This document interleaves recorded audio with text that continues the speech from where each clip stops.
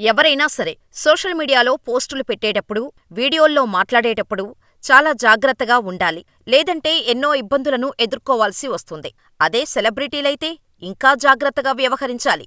లేదంటే వారు చేసిన కామెంట్స్ వల్ల వచ్చిన ఫేమ్‌ని, పాపులారిటీని పోగొట్టుకోవాల్సి వస్తుంది. మరీ ముఖ్యంగా టీవీ షోలు, ఇంటర్వ్యూలలో మాట్లాడేటప్పుడు ఇంకా జాగ్రత్తగా ఉండాలి. లేదంటే కెరియర్ పైన చాలా ప్రభావం చూపిస్తుంది. ఇందుకు ఎంతోమంది సెలబ్రిటీల జీవితాలు ఉదాహరణగా ఉన్నాయి. వారి నోట చిన్న మాట దొర్లినా సోషల్ మీడియాలో తీవ్ర విమర్శలు వెల్లువెత్తుతాయి. ఇలాంటి చిక్కుల్లోనే ఫేమస్ యూట్యూబర్ రణవీర్ అల్లాబాడియా ఇప్పుడు చిక్కుకున్నాడు. అతడు చేసిన వ్యాఖ్యలు ఇప్పుడు దేశంలో తీవ్ర విమర్శలకు దారితీస్తున్నాయి. సాధారణ ప్రజల నుంచి రాజకీయ నాయకులు సైతం రణవీర్ అల్లాబాడియాపై తీవ్ర ఆగ్రహం వ్యక్తం చేస్తున్నారు. ముంబై సీఎంతో పాటు ఇతర రాష్ట్ర సీఎంలు సైతం రణవీర్పై ఫిర్యాదు చేయటంతో అరెస్ట్ చేస్తారనే ఊహాగానాలు వెలువడుతున్నాయి. అసలు ఈ రణవీర్ అల్లాబాడియా ఎవరు? అతడు చేసిన తప్పేంటి? మహారాష్ట్ర ముఖ్యమంత్రి, కేంద్ర ప్రభుత్వం సైతం రణవీర్ అల్లాబాడియాపై ఫైర్ అవ్వటానికి కారణాలేంటో ఈ వీడియోలో తెలుసుకుందాం. రణవీర్ అల్లాబాడియా ఒక YouTuber, content creator, motivational speaker. 2015లో బీర్ బైసెప్స్ అనే యూట్యూబ్ ఛానల్ ప్రారంభించాడు. ఈ ఛానల్ ద్వారా ఫిట్నెస్, సెల్ఫ్ డెవలప్మెంట్, ఎంటర్‌ప్రెన్యూర్‌కు సంబంధించిన సమాచారాన్ని అందించేవాడు. ఇలా ఆ వీడియోలకు ప్రజాదరణ ఎక్కువగా రావటం, వ్యూస్ పెరగటం, మంచి ఫేమ్ వచ్చింది. ఇదే ఫేమ్‌తో తన కంటెంట్ పరిధిని పెంచుకుంటూ వచ్చాడు. ఇలా ది రణవీర్ షో అనే పాడ్కాస్ట్‌ను స్టార్ట్ చేశాడు.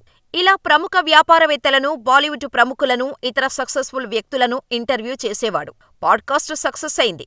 ఇలా రణవీర్ అల్లాబాడియా యూట్యూబ్ స్పాన్సర్షిప్లు, బ్రాండ్ డీల్స్, పాడ్కాస్ట్లు, అతని డిజిటల్ మార్కెటింగ్ కంపెనీతో ఫేమ్‌తో పాటు డబ్బులు సంపాదిస్తున్నాడు.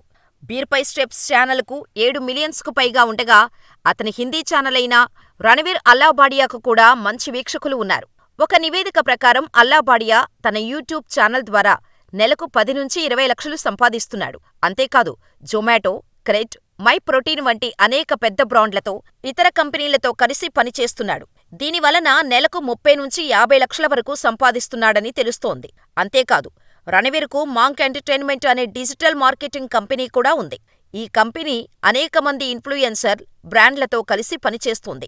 ఈ కంపెనీ నుంచి కూడా నెలకు లక్షల్లో ఆదాయం ఉంటుంది. ఇలా అన్ని రకాల బిజినెస్లు చూసుకుంటే రణవీర్ అల్లాబాడియా నెలవారీ ఆదాయం దాదాపు 60 లక్షల నుంచి కోటి వరకు ఉంటుందని ఓ అంచనా కూడా ఉంది. ఎంత సంపాదిస్తే ఏం లాభం? తన నోటి దురదతో ఒక్కసారిగా ఉక్కిరిబిక్కిరి అయిపోతున్నాడు. ఏ సోషల్ మీడియా అయితే మంచి ఫేము, డబ్బు ఇచ్చిందో అదే సోషల్ మీడియా రణవీర్ అల్లాబాడియాను అల్లాడిస్తోంది. ఇండియాస్ గాట్ టాలెంట్ పాడ్కాస్ట్లో మితిమీరిగా మాట్లాడి అడ్డంగా బుక్కయ్యాడు. బయటకు రాలేని వివాదంలో ఇరుక్కున్నాడు. రోస్ట్ షోలో చేసిన డార్క్ కామెడీ అల్లాబాడియా కొంప ముంచింది.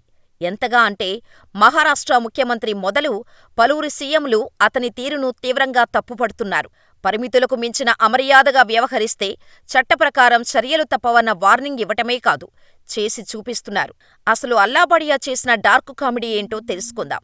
నీ తల్లిదండ్రులు జీవితాంతం ప్రతిరోజూ సెక్స్ చేయటం, చూడటం నీకు ఇష్టమా? లేదంటే ఒక్కసారి చూసి జీవితాంతం చూడకుండా ఉండటం నీకు ఇష్టమా? అంటూ డార్క్ కామెడీ చేశాడు. ఈ వీడియో బయటకు వచ్చిన వెంటనే వైరల్ కావటంతో మహారాష్ట్ర సీఎం మాత్రమే కాదు, అనేక రాష్ట్రాల సీఎంలు, రాజకీయ నాయకులు, మహిళా సంఘాలు, సోషల్ యాక్టివిస్టులు రణవీర్ అల్లాబాడియాపై ఫైర్ అయ్యి వార్నింగ్ ఇచ్చారు. అంతేకాదు ఈ వీడియో పార్లమెంటు దాకా వెళ్లటంతో అల్లాబాడియాపై చర్యలకు పలువురు ఎంపీలు ఫిర్యాదు చేశారు. దీంతో పరిస్థితి చేతులు దాటిపోతుందని గమనించిన రణవీర్ క్షమాపణలు చెప్పాడు. అయితే అప్పటికే జరగాల్సిన డ్యామేజ్ జరిగిపోయింది. రణవీర్ వ్యాఖ్యలపై కేంద్ర సమాచార, సాంకేతిక శాఖ సీరియస్ అయింది.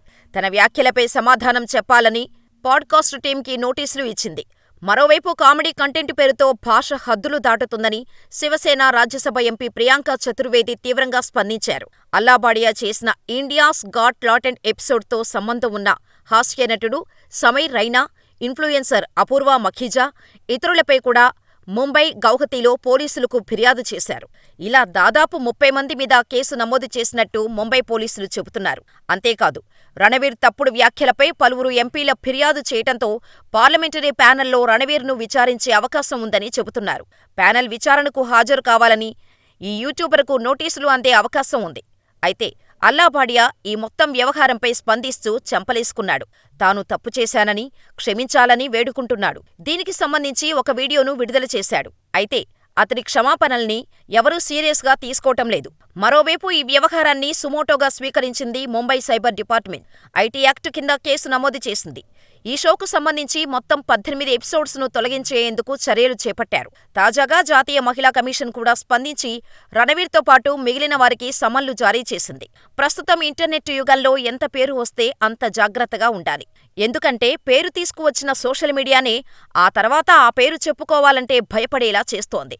ఈరోజు ప్రతి ఒక్కరి చేతిలో స్మార్ట్ ఫోన్ కామన్ అయిపోయింది. ప్రతి ఒక్కరికి సోషల్ మీడియాలో అకౌంట్స్ ఉంటున్నాయి. తమ జీవితంలో జరిగిన ప్రతి చిన్న వేడుకను సోషల్ మీడియాలో షేర్ చేసుకుంటున్నారు. అలాగే సోషల్ మీడియా నుంచి డబ్బులతో పాటు సెలబ్రిటీ స్టేటస్ కూడా సంపాదించుకుంటూ జీరోలు కూడా హీరోలుగా మారి ఎంజాయ్ చేస్తున్నారు. ఈ మధ్యలో ఏదైనా తేడా వస్తే అదే సోషల్ మీడియా హీరోలను జీరోలుగా చేసి వారి జీవితాలను పూర్తిగా అస్తవ్యస్తం చేస్తుంది.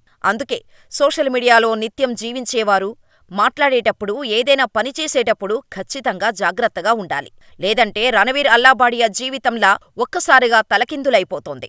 అందుకే పెద్దలు అంటూ ఉంటారు, అద్భుతమైన విజయాన్ని సాధించటం తేలికే, కానీ దాన్ని నిలుపుకోవటం, ఆ గౌరవ మర్యాదల్ని కొనసాగించటమే కష్టమని. మరి మీ అభిప్రాయమేంటో మాకు కామెంట్ చేయండి. ఇలాంటి ఫాస్ట్ అప్డేట్స్ కోసం మా ఛానల్ని సబ్స్క్రైబ్ చేసుకోండి.